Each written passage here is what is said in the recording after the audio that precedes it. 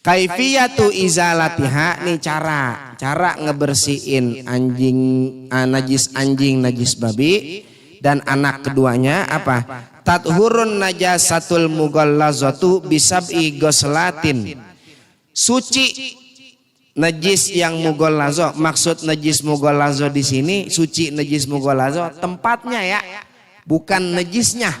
Kalau najis mah dicuci berapa kali juga nggak bakal bisa suci. Ya ada umpama kotoran kucing nih, kita cuci itu kotoran kucing 1.000.000 kali juga nggak bakal suci.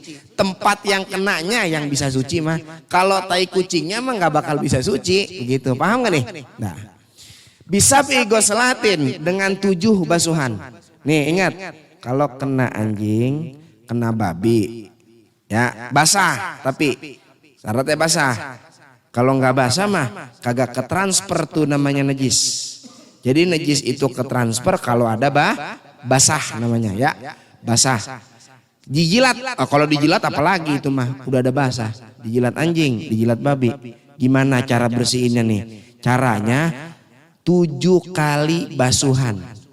Tapi 7 ini ba'da izalati ainiha, setelah menghilangkan zat najisnya.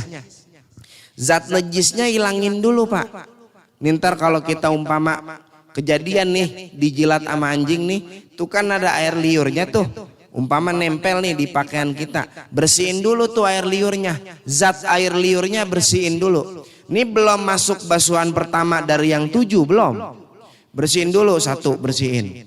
Baru kalau udah hilang zat najisnya, pakai 7 basuhan. Yang mana 7 basuhan ini? Ihdahun nabi turabin. Salah satunya pakai tanah. Pakai tanah. Nah, di sini ada pertanyaan. Ustadz, zaman dulu kan nggak ada sabun, nggak ada sampo, makanya bersihinnya pakai tanah. Kalau zaman sekarang kan sabun sampo mudah didapat. Kalau ganti bukan tanah, pakai sampo atau pakai sabun, boleh apa kagak? Tuh. Tanah kan orang dulu kan pakai tanah tuh. Kalau pakai sampo sama sabun boleh apa kagak? Gitu. Jawabannya saudara, ulama berbeda pendapat. Tapi yang paling muktamad, yang paling kuat pendapatnya adalah boleh.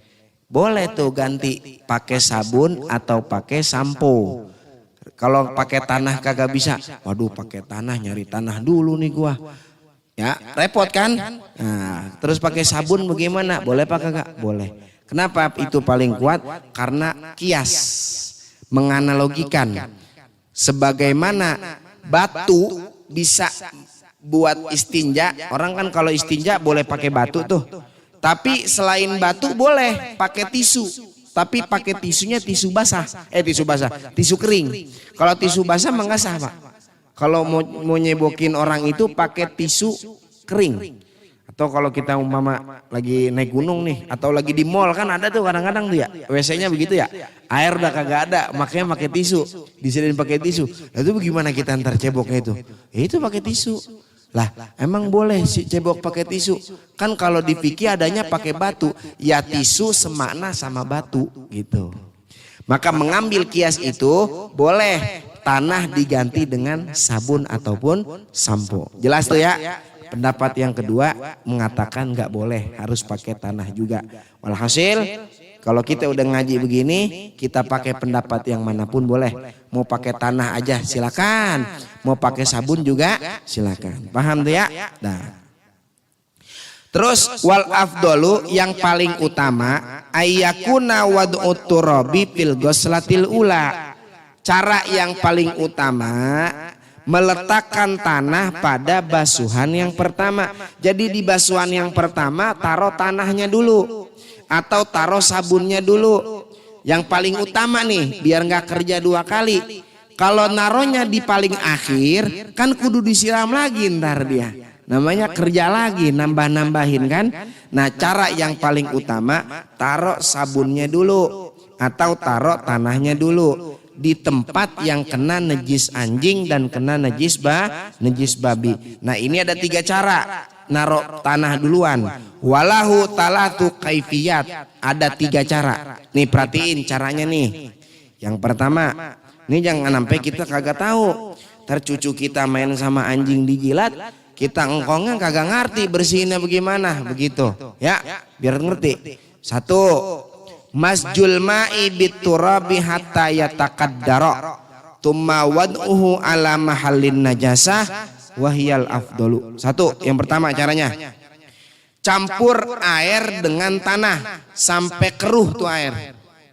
Ya, taruh ember dah, taruh air sama tanah, atau kalau kita mau pakai sabun campurin sabun sampai keruh tuh air. Kemudian tumma wad'uhu ala mahallin najasah, taruh di tempat yang kena najis. Tadi yang kena najis umpama betis kita, taruhin di betis, siram tuh. Tuh cara yang paling utama. Tuh basuhan pertama tuh udah tuh. Tinggal berapa kali lagi berarti? 6 kali lagi. Yang kedua, cara yang kedua, wad'ut turabi ala mahallin najasah, taruh tanah dulu di atas tempat najisnya. Tadi dibasuh kenanya di betis, taruhin dulu tanah, taruh tabur tanah saudara, tumma sabbul ma'i fauqahu, baru disiram air. Ini cara yang kedua, sisa 6 kali basuhan. Cara yang ketiga, sabbul ma'i ala makanin najasah tumma wad'ut turabi fauqahu, taruhin air dulu, siram air dulu, kemudian taruhin tanah di atas atau sabun. Ya, cuman ini kan kudu dibersihin lagi. Dibersihin lagi, baru 1 kali basuhan. Sisa berapa? 6 kali lagi. Jadi cara naronya ada 3. Bisa dicampurin bareng, bisa taruh tanah dulu baru air, bisa taruh air dulu baru tanah. Jelas kagak nih sampai sini? Sisanya 6 kali basuhan pakai air semuanya. Baru tuh tempat yang kena najis bisa bersih dari najis mugol lazim.